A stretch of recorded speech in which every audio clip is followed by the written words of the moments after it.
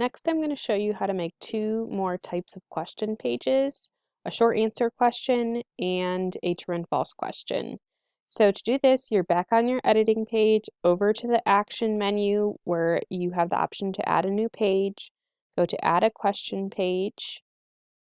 For the question type, we'll start with a short answer and add a question page. So a short answer is not like a free response from a student. It's a short answer that they have to enter something exactly that you're going to say what the answer is. So I'm going to just once again give this page a title. I'm going to say it's question 2. I'm going to ask a simple question for an example. So what's the name of the science library? And then I'm going to go down to the answers. So there's only one correct answer for this. So I'm going to say Timken Science Library.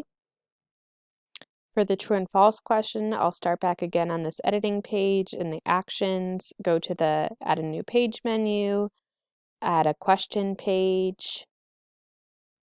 From this menu, I'll select true, false, add a question page. It takes me to this screen.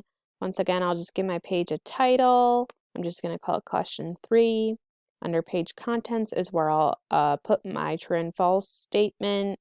And then you'll see if you scroll down, they give you a place to put the correct response and the wrong response. So the correct response is false.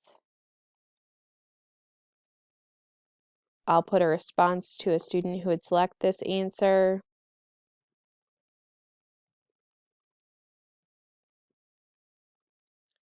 I'll let them move on to the next page once they answer this question, and they're going to get a score of 1 because they gave the correct response. For the wrong response, I'll put true, and my response to a student, they have to stay on this page, I've decided, because I want them to try maybe the question again, and they get a score of 0 because they're wrong, and save the page.